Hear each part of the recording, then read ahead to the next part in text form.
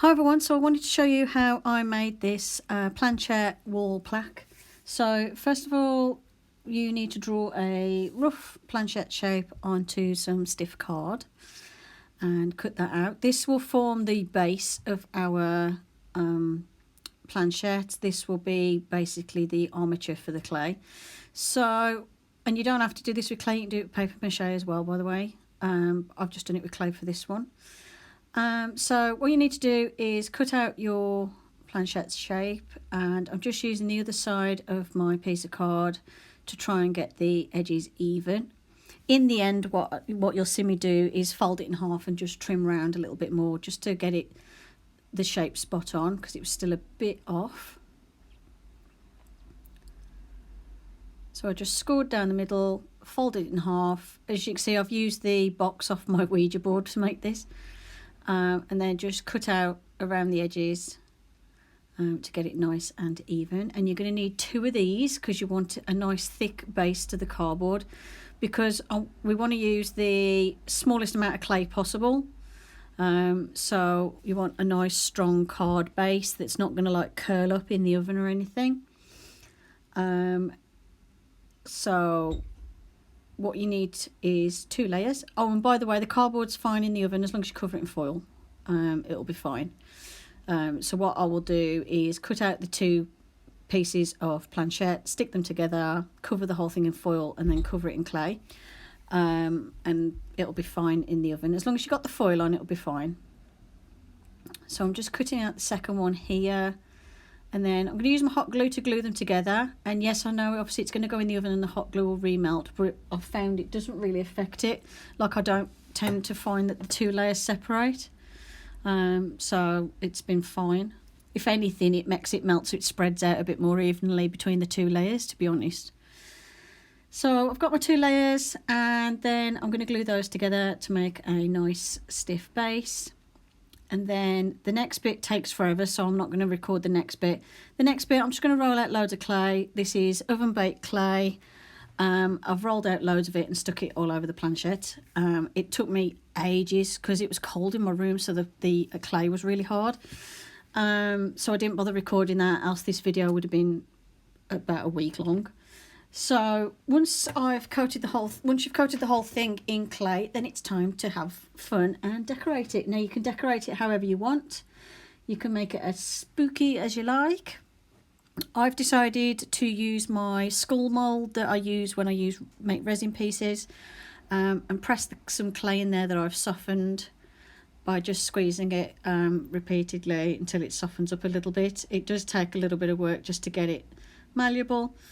So I'll press that into the skull mould. Don't worry about the white stuff all over it. That's from where I made some calcium cakes for the snails, and that doesn't affect the clay at all. If anything, it makes it easy to get the clay out of the mould, so I left it. I didn't bother washing the mould. And out pops a little skull, and I'm going to stick that onto my Planchette. And all you need to do with this is, because it sticks really well to itself, this clay, it's what's it called, Sculpey, Super Sculpey I'm using. So I put the skulls on, then roll the sausages of clay to, like thin snakes of clay, to go around the edges. And then here I'm showing you how I'm adding these glass cabochons that are decorated like monster eyes. How I'm adding them to the piece. So I press the cabochon in place, and these are fine in the oven because glass melts at way hotter than what a domestic oven's ever going to reach. Just be careful when you do get the piece out of the oven, because the cabochons will be red hot, so don't touch anything for about half an hour. So here what I'm doing is putting on the lower eyelid first, then the upper eyelid, overlapping it like so, to create these monster eyes in the Planchette. And then I'm using my clay tool to put some wrinkles and lines around the eyes, because I want a nice wrinkly texture for these eyes, and because this is my little monster Planchette design, so I want nice wrinkly eyes to add to the effect. Then you need to bake the whole thing in the oven. If your clay is quite thin, it should only take about 15 minutes.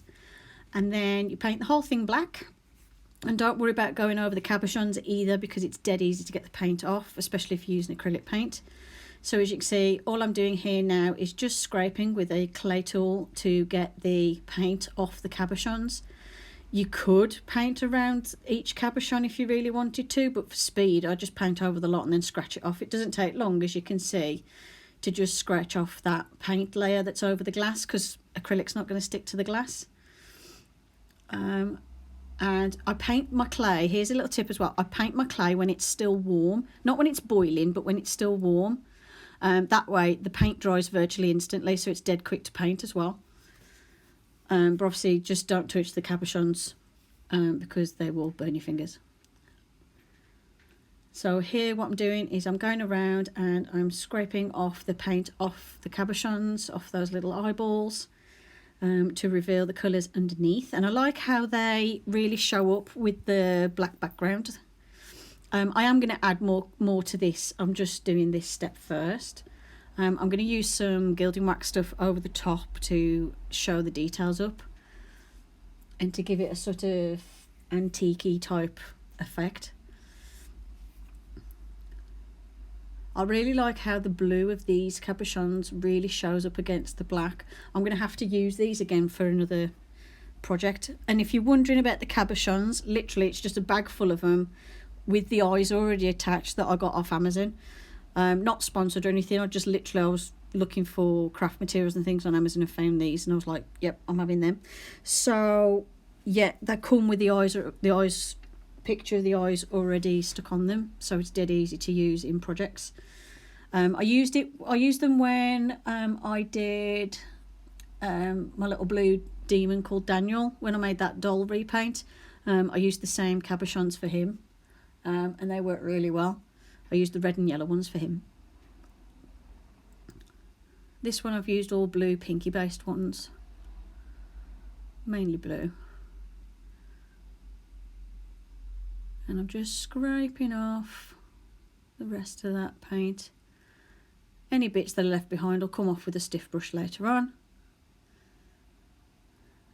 And then I've just got to remove the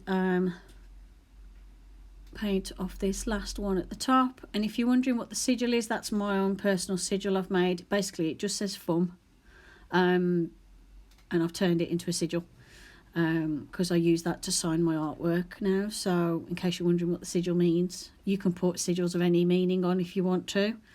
I've just put that on because it's my personal sigil as my artist signature. And then I did some little swirls and dots and things. And you can decorate this however you want. You could use rune symbols, you could use other witchy gothic symbols. It's up to you. You could use alchemy symbols. You could just do like the letters so it looks like a Ouija board on it, maybe. There's a few different things you can use. You can decorate it however you like. I've chose to keep it fairly easy to finish off. So what I'm doing here now is just using some of the gold luster wax I've got, and using that to go over the details. Now I did this before I reapplied the water to this gilding wax because this had dried out quite a bit. So normally it's more fluid than that, not by loads, but it's like a paste normally, like a sort of toothpaste consistency. So there will be lots of little bits you'll see in a bit over my piece which I have to like brush off, whereas if you got it when the gilding wax is still fresh, you won't get that. And then I'm using this to show up all the details of those wrinkles in the eyes and the eyelids, to show up the skulls and all the details I've added, like my sigils and everything. I focused on the eyes first because I wasn't 100% sure if I was just going to do the eyes and leave the rest. But in the end I decided to do the rest as well. But obviously you can use as much or as little as you like. You could even just dry brush it so it was like grey. You don't have to use this stuff. But if you do a little touch of dry brushing with like a grey colour, that would show up the details quite nicely and give it like a sort of stone effect.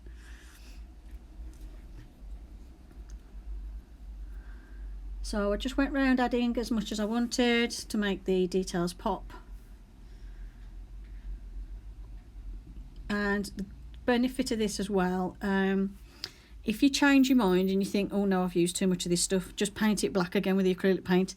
Because the gilding wax is water based, the acrylic paint paints over it perfectly fine. I've not had any problems painting over the top of it with acrylic afterwards. So if you decide, oh no, that's too much, just paint anything that you want to get rid of the gold on in black again, and then redo whatever you want. There's always the option to repaint if you don't like how it first comes out. I think what I'd do if I made this again in the future is I'd probably leave the skulls black, I think. Other than that, I'm quite happy with the design. It's just a shame I can't roll the clay out like perfectly flat. I could do with getting one of those pasta maker things so I could roll my clay through it. But I don't use clay that often, so it would be a bit of a waste of money at the moment. But other than that, I'm quite happy with how this turned out. This has given me some other ideas of some of the gothic decor pieces I want to make, so stay tuned for that.